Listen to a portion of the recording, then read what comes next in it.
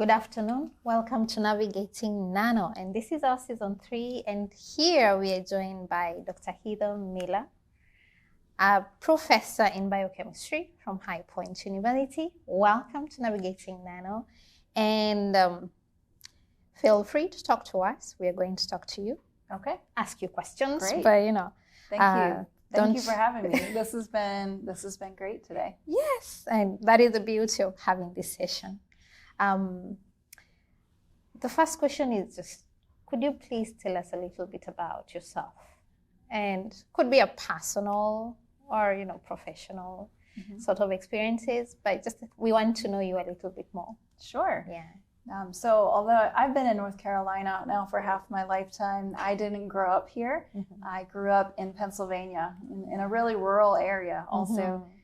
When people ask where I'm from, I usually say Pittsburgh because that's the closest city. So yes. I did grow up close to Pittsburgh, but it was in a small town. And so that's where that's really where I grew up. I went to college at a small university, a state school called Clarion University. And it was really after that I, extended my graduate degree that brought me to North Carolina. One thing I want to share is that in my path, everyone has their own path that they take to get into their professional career.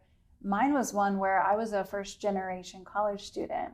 So neither of my parents went to college, and I think that really shapes everyone, that really shapes people and in the choices they make and the challenges they have. So coming from that background, not really knowing much about higher ed at all, I guess I was a little bit out of my element, but I found myself in a field that I really enjoyed and a program that I really enjoyed at Duke University. Wow, that's good. Were there expectations? Because first generation kind of graduates, there is so much expectation either from family or from, friends or community. Did you get to experience like they had expectations about what you could achieve? My experience was that there was not a lot of pressure, and that was a great thing. There was an expectation that I would go to college. There was an expectation that I would do well.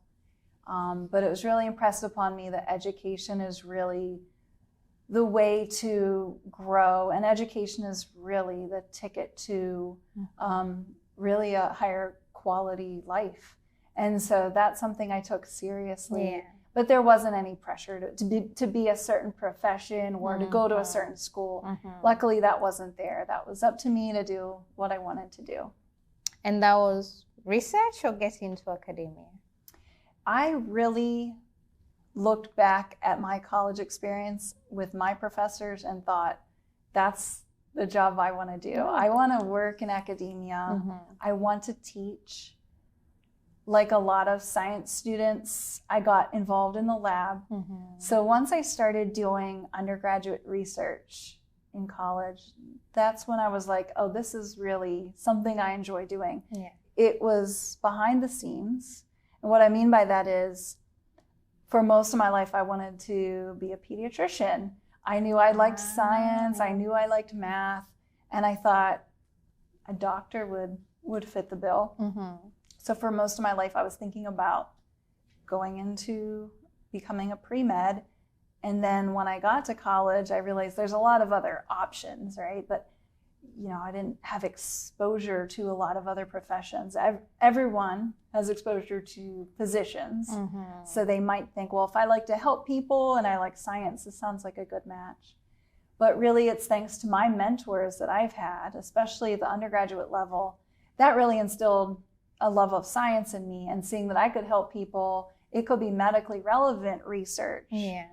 You don't have to be a practicing physician to do that. And so I really thank my undergraduate mentors for helping me kind of find that spark. Okay. And that spark, you're doing RNA biology, but specifically into antimicrobial resistance. How did you get to make that choice? Because you're in biochemistry. When I saw that you're in biochemistry, you're teaching in the biochemistry department, my question was, I'm a microbiologist. Why is she doing antimicrobial resistance in a biochemistry department? Yeah. So how did you come about that? Yeah. That's the great thing about where science is now being so interdisciplinary. Even when I was being trained, it was much more siloed in that there was a microbiology department and they were the only ones that seemed like were working on microbes, right? They were the only ones growing bacteria and studying them. And then there were the chemists, and they were doing completely different things that, in my mind, at that time, didn't reach out into a biological realm. Then there were the engineers. And so we saw everything really compartmentalized. Whereas now we realize that there's a lot of benefits to being less compartmentalized. For example, when I was teaching at NC State, my classes were in biotechnology, but I had students majoring in 12 different majors, including chemical engineering, biology, chemistry, and the like. So now I think that there has been a switch, that I know many chemists that are more biologically leaning, right? Yes. And it works in other directions as well. Right? Biologists now are more leaning towards computer science and bioinformatics. Yeah. So there's a lot of crosstalk there that we know is important, but certainly if you go down the hallway in a chemistry department, you might see labs that are a little bit surprising. You think, that's not what I think classically as a chemist, or a biologist might see someone working on something that doesn't seem all that biological. So. Yeah. So you teach molecular biology? I teach mostly biochemistry courses, which of course overlap a lot with molecular biology in terms of our techniques and things. Okay. Yeah. Now, considering the way the interdisciplinary aspect comes in, if you're teaching in biochemistry, now people are looking at molecular biology, genetics, biochemistry, microbiology, all integrated into systems biology. So it's like the complex fields all put together to define a bigger subject, which now they call, or they term, systems biology. How do you feel, you as a biochemist, how do you fit into that big spectral field? I know you've talked about integrative kind of research, but you're very distinct. It's still biochemistry. So how do you piece in the pieces to fit into the bigger picture? Do you apply computational tools in the work that you do? Are you doing approaches to, you're doing RNA-seq? Are you doing any more advanced sort of approaches in your research that now puts you into that systems biology? Yeah, that's a great question. The way our research is operating now, we're able to ask much bigger questions. We're in an omics era that when I was an undergraduate didn't exist because we didn't have a genome of a human yet. So that's been really great for me to see over the years, is that as we enter this omics, we're already in this omics era, we get new techniques, we get new questions we can answer, but then we need new tools to answer those questions, which brings in the more integrated or interdisciplinary fields that we're now working in. Yeah. So in my own lab, what we really are is a mix. We do a little bit of microbiology because we're interested in human pathogens like Staph aureus. We use some biochemistry because we're still interested in particular proteins and RNAs that the bacterium produces.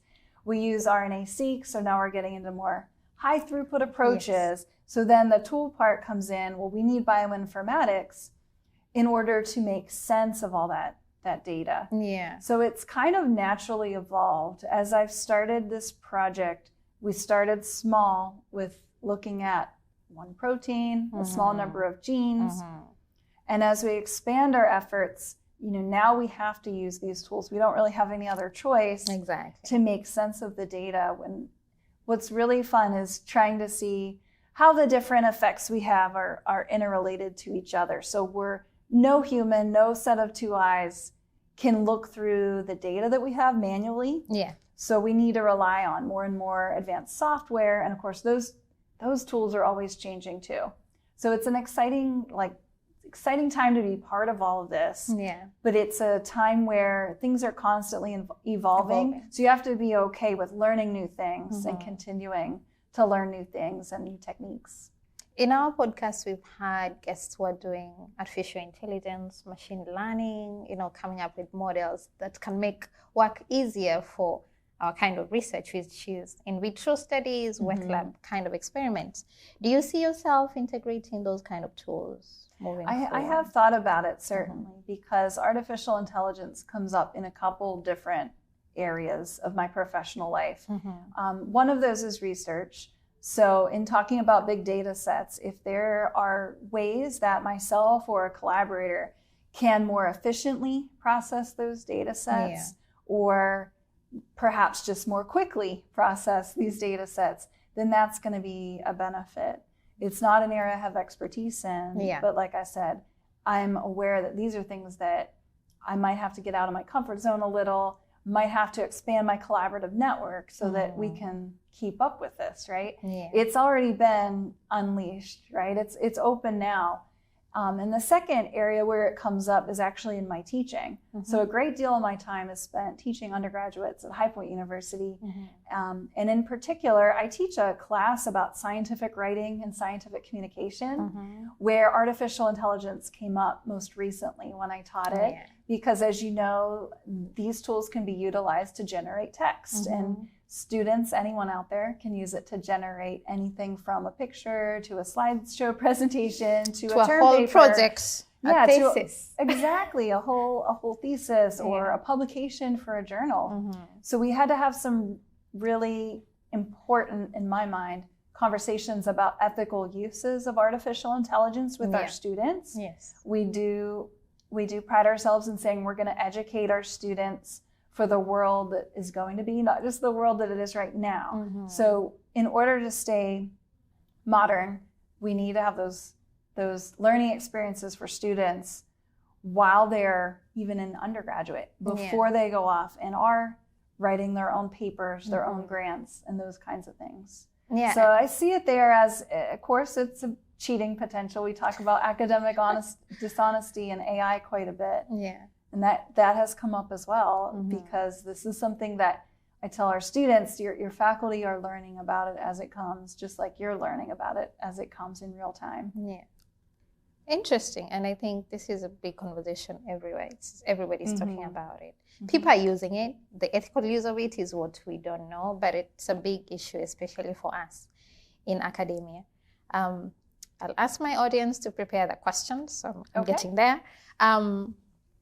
Another, it's very interesting how RNA biology is very complex, and you dive into the RNA biology, but from a microbial aspect. I do RNA biology as well, but I look at small non-coding RNAs, like you mentioned, and we see RNA as the black box when you're talking about genetics. We have dwelt so much on DNA. We went into mRNA. Now people are looking into long non-coding RNAs, the small non-coding RNAs, and how their functions are affecting, pathogens like the ones that you're looking at. I'm curious to know, how deep can we really go with understanding each aspect of RNA, long non-coding RNAs, because there are like thousands of them. Those small microRNAs, there are like thousands of them. And you look at the chain, or that chain reaction, or the pathways, and make up your own pathways, construct them. How deep can we really go in understanding RNA, considering it's the black box? That's where it just opens up so many different questions. I remember studying when microRNAs were the big thing. If you found a novel microRNA in your microorganism, that was a Ph.D. thesis, right? One microRNA. So if you can detect it and quantify it and sequence it, that's a big undertaking. And now when we're doing these large high throughput sequencing experiments, we're uncovering RNAs, some of which are known and many of which are unknown. And that's what's kind of cool, right? Because if you find something, even if it's known to exist already, that doesn't mean you know what it does. You don't know how it functions. We make predictions about what it binds, what it might regulate. But it is just a whole new world where I think now you would have to uncover more than one, more information, and that's just the way science goes, right? What used to make it for a thesis or for a publication, that bar is raised quite a bit just to keep up with the pace of scientific discovery. So I'm not focused on those RNAs per se, but I still find them really, really fascinating because it's like there are so many things that we have yet to learn about RNAs in every organism, really. Yeah, and it's so interesting how much we need to know, but we also need to look at the translational aspect of the research that we do, because it's not just about the publications, it's about putting these work into real life, maybe like what you're doing is antimicrobial resistance, and we are going to get there. But it's about the real impact on the people, because we are doing this essentially for the people. Right. So that translation of the work that we do into that, you know, the translational effect on the people that we are trying to help. Now, to a bigger question, we know that antimicrobial resistance is a pandemic in itself. And it's projected that by 2030, we'll have about 100 million people experiencing antimicrobial resistance. How do you think that technology, that is the antimicrobial adjuvants, is going to be applicable, 10 years from now? How do you foresee what you're doing in your work translatable 10 years from now? Right. So the main thing to keep in mind is with antibiotic discovery, we can still create new antibiotics, but very quickly bacteria are going to become resistant to them. So we already know, we can learn from history and from that timeline that those efforts are going to get thwarted very quickly by the bacteria themselves, right? They're going to outsmart us. We know that timeline progresses rapidly. And on top of that, almost adding insult to injury, it takes a lot of time and money to develop one new drug, just one. Yes. Right? So that's where we do have a lot of hope in antibiotic adjuvants. There are many, many, many groups working around the world tirelessly to see what we can do with these molecules, because their main advantage is, unlike antibiotics, they're not going to trigger, they shouldn't trigger any resistance, right? So even with prolonged use, these molecules are not killing bacteria directly. And so there's no pressure for the bacteria to mount a resistance response. They're not going to be threatened by this non-bactericidal reagent or drug. So we see that as a really great distinction from just developing new antibiotics so quickly. How do you see the technology better than the bacteriophage technology? Because people do that a lot. Yeah, that's a really exciting area, using bacteriophage and phage therapy to treat lots of different pathogens. I know a number of scientists that are working on that, and I think that's another field that's ripe for some really, really therapeutically relevant findings in the short term. I think both of these areas are going to be, you're going to see something on the market relatively quickly, and this is an area where it's going to outpace, because it can be a little bit more quickly approved than a new antibiotic that's being tested for the first time. Yeah, and I think anybody doing research on antibiotics has to be very resilient, because we've seen over the past 10 years a lot of companies or pharmaceutical companies that were doing designs for antibiotics. They're closing, they're moving more into cancer drugs than looking at antimicrobial resistance, because there's no profit there. They spend so many years to make the drug, and then the money never comes back. And I think there's so much resilience from people like you persisting to show that hope to the medical field. I would like to invite my guests or my hosts, my audience, to ask questions. I can ask a question. So do you think there's a place for science policy in either offering incentives to companies to develop new antimicrobial technology or in terms of antimicrobial stewardship? Like, what do you think are good policy interventions? Yeah, I think that both of those are important. Certainly, we were just talking about this recently. Antimicrobial stewardship is referring to not just clinicians, but really the responsible use and prescription of antibiotics. I think everyone can think of an example where they themselves or someone they know was prescribed an antibiotic when they didn't even know it was bacterial or not. Yeah. Sometimes you know for sure it's, there's no test run. How could you know? And if it's viral, why are you prescribing me an antibiotic? And it extends beyond that, of course, just as one example. So I think that I don't know the answer to how that can change, but certainly it's widespread, at least in the United States. I think there's a dramatic overuse of antibiotics when they're not necessary, and that's what's really driving this. The second thing is it's not just through prescriptions, but through indirectly, right, through foods that we eat. Mm-hmm. So there's so much antibiotic exposure for animals, for example, that's affecting humans every single day.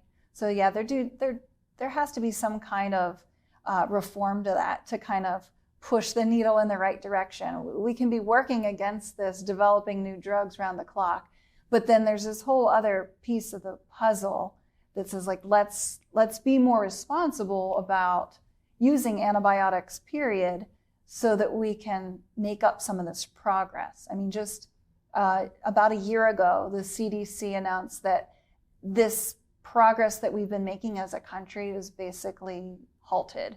The progress towards antibiotic resistance is we're going backwards. Mm-hmm. We're not going forward. So I think there has to be policy from a lot of different stakeholders to make that go forward again into the right direction. And now that you actually mentioned that, we know about the CDC unveiled antimicrobial stewardship programs to guide on how we use the antimicrobials. How do you think this is going to really help in curbing the AMR generally? Yeah, it's going to take a lot of time, because if there's guidance on anything, that's just step one. Step 2 through 99 is to have people follow that guidance. Exactly. All right, and so that's not simple, and that doesn't happen overnight. It's people that are prescribing these things. It's the products that we use. It's the food that we consume. So I think that the guidance is a great first step, but it's not going to take us very far if people aren't following that stewardship, those guidelines.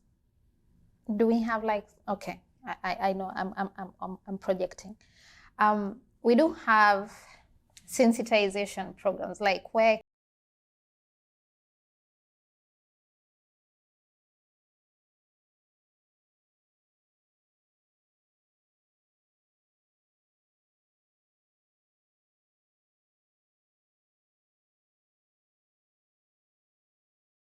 so if it's 8 hours, it has to be 8 hours in the right dosage. Do you think sensitization programs can work here in the United States? Possibly, yeah, possibly. I don't know much about these programs. I'd like to, hear more about them, because clearly, anyone who's had been given a prescription, you're very quickly asked by the pharmacist, do you know how to take this medicine? And if I just say yes, or if it's for a child, I'm responsible for that dosage. I'm responsible for that timing. I'm responsible for just refrigerating the antibiotic like I'm supposed to, and not leaving it out on the counter. So while for a lot of people, these are simple measures they take every day, and it's like, obviously, I'm going to do what the pharmacist says. Yeah. Obviously, I'm going to do what the doctor says for this antibiotic. That's not obvious to everyone, or they might overlook some of these things, right? Yeah. I think you would know as well as anyone, the most common thing patients do is don't take it for the entire length of the prescription, because they feel better. After a few days, they feel better. They throw it in the trash. Why am I going to keep taking this drug? I'm obviously better. So to a lot of people, those are obvious and small things you can do. But to other groups, and maybe this needs to be more of an emphasis in the US, it's not obvious, and it needs to be broken down as to why. Maybe there's something that can be done at that pharmacist level, at that doctor level that says, well, this is why I'm telling you to take it for 10 to 14 days. Or maybe just have those appointments. Every morning, come here. After 8 hours, come back. Monitored intake of drugs. Yes. I have a question. Okay. So my question kind of, I guess, skews kind of to the. Sorry. Just keep talking. Okay. So my question relates kind of to the components that you're pairing with the antibiotics to kind of combat that resistance. So you were talking about some of the drugs that you were using. Have you guys considered using any more kind of naturally occurring substances? Like there's some, and I'm going to reference holistic medicine, but it doesn't necessarily have to be that. There's just some compounds that are found in nature or food that have antimicrobial properties. And some of them not only have the antimicrobial properties, but also have an impact on biofilms. Right. And so I was curious if you guys have looked into anything like that, because what I was thinking was, especially if you're going to have to take it a lot, or something, you want something to be as benign as possible Right. for extended use. And so I was thinking, especially if it's a food component, like some people utilize cinnamon to help with inflammation, like that kind of thing. So I was just curious, kind of, if you guys have looked at that. Yeah, I know a lot of groups that are looking at these natural products. I think that's a really attractive approach for the reasons you mentioned. Certainly, if you can minimize side effects, even if they're mild, like drowsiness. Not that loratadine's claimed to be it's claimed to be non-drowsy, but if you can minimize those side effects, those are definitely products worth investigating. Our groups in particular haven't ventured yet into any kind of natural products. We've kind of looked at our structure-activity relationships and looked at structurally similar drugs, those that are FDA approved primarily. But yeah, we haven't ventured into the natural products yet. Okay. I think there's a lot of promise for those. And certainly there are people that, rightly so, don't want to take prescription drugs if they don't have to. And so if there is an alternative, something that worked just as well, that could help with antibiotic potentiation, and it happened to be a natural product, I think that's like a win-win situation. Cool. And then my other question was with some of them, like the one that was in Clarion, I forget the name of it. I think you just mentioned it. Loratadine? Loratadine, that's what I knew it started with an L, but I was like, I'm going to butcher it if I just try to say it.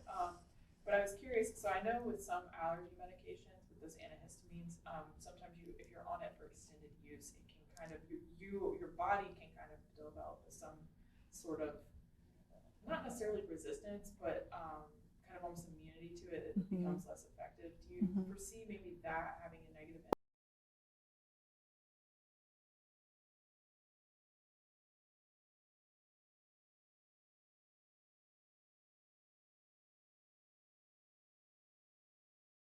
What I will say is that while we know the mechanism of action for loratadine as an antihistamine, we're not touching that in our use, right? Because bacteria are not affected. They don't have these receptors. So as we're using it in a completely different way, while it's possible that a patient would develop decreased effectiveness over time, it would be through something completely separate than this, H1 antagonist. Gotcha. Yeah. Okay. Cool. Thank you. Yeah.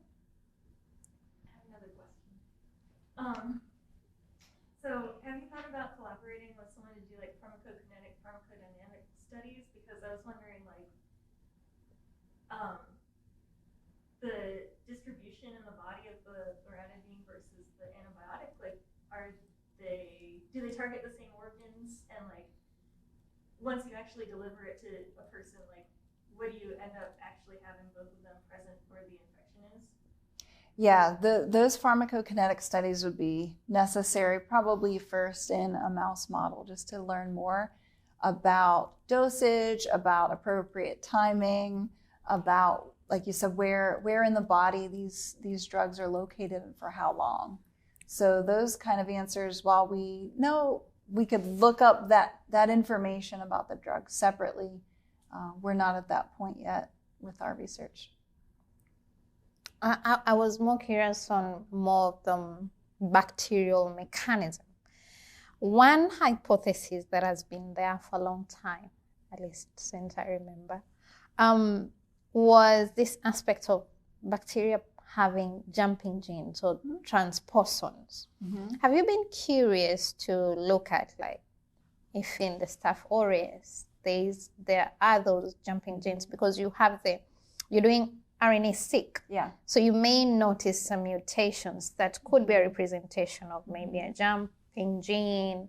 Have you been curious to look into those and what maybe their functions could be? That's a great question.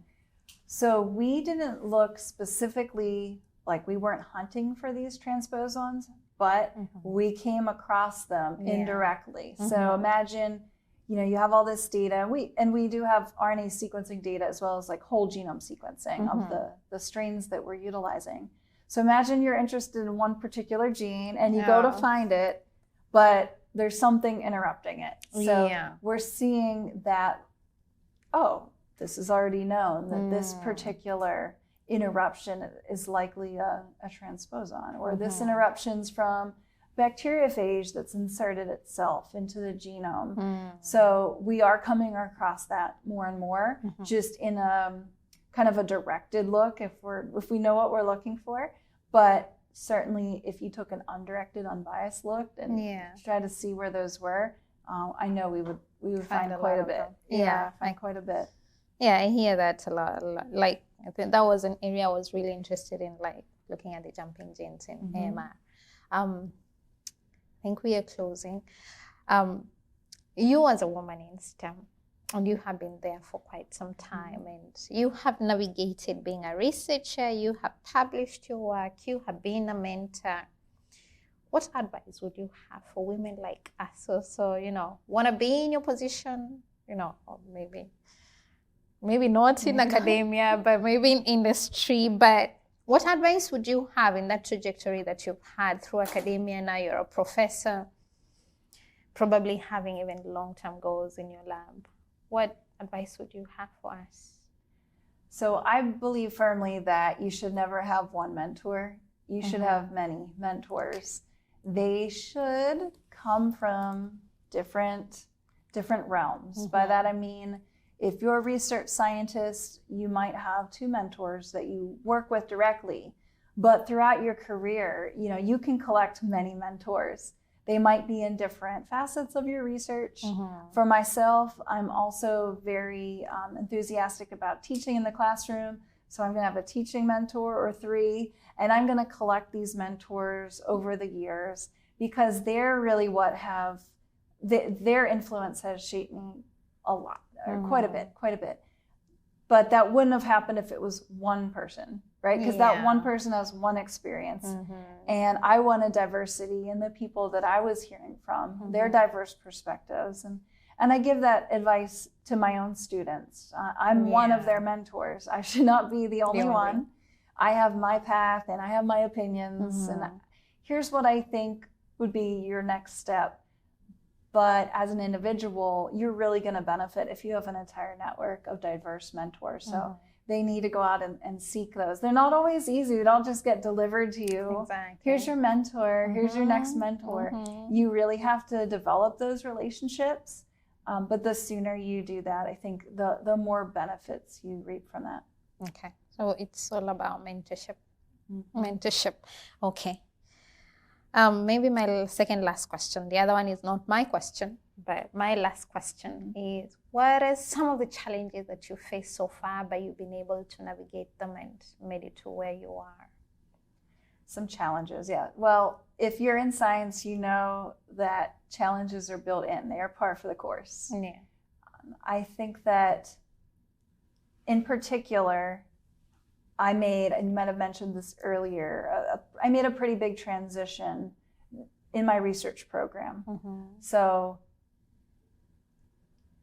what I'm trying to say is you may have one idea of what you're going to be working on for your career, or at least for the next 5 or 10 years, and that may shift, right? That may shift, and that's okay. Because if I hadn't shifted, if I hadn't changed what I was actively working on, I wouldn't be in the same place. I wouldn't be having as much fun and excitement about science. I wouldn't be able to even mentor students the same way. So I think that challenges, as I said, are built in our daily lives in all different ways. But if you're able to be flexible enough to to just roll with it, try something new, then you're probably going to be okay. You just got to know that it's normal to adjust and change over time. Thank you. Now, the last question is from our previous speaker. So normally the speaker or the guest we have now will ask a question for the next speaker. Oh, okay. So you're going to do that for us. So our last speaker asked, what is your favorite tree? What is my favorite Tree. Yes. Okay. That's a tough one. But the first one that comes to mind is a magnolia tree. So I didn't grow up in North Carolina, so I didn't see magnolia trees in Pennsylvania. And the first house that my husband and I bought was in Durham, and it had a giant magnolia tree in the front yard. And I just thought, oh, when this doesn't bloom, this is my favorite. So that's the one that comes to mind, number one. Yeah, I thought that was an interesting question because I honestly have no idea what trees are. I know eucalyptus because that's what is common in my country. Well, now at least I know. I don't know if you guys have favorite trees as well. Yes. You do? What's your favorite? Maples. Yeah. Especially in the fall. Yeah. Yeah, right now. Got a nice golden one. Their reason right there. Mhm. I've got a red one that spontaneously is growing in a pot in front of my house. Yeah, it has like two best friends. I have a pansy that I didn't plant. It actually came back from a root from last year, Okay. which never happens because they're Wow. supposed to be replanted each year. And then I have my maple tree. Wow. Okay. It's a bonsai tree? Yeah, bonsai. They're the ones that have to be trimmed with the little scissors. That's my Thank you. It's been such an honor to have you here. Thank you for sharing with us. I love anything to do with antimicrobial resistance and from a nanotechnology aspect, but I didn't want to dive into nanotechnology. But I do appreciate you being here and thank you so much. And this has been Navigating Nano. Please subscribe on YouTube and follow us on Spotify, Apple Podcast, and LinkedIn. Thank you. Thank you.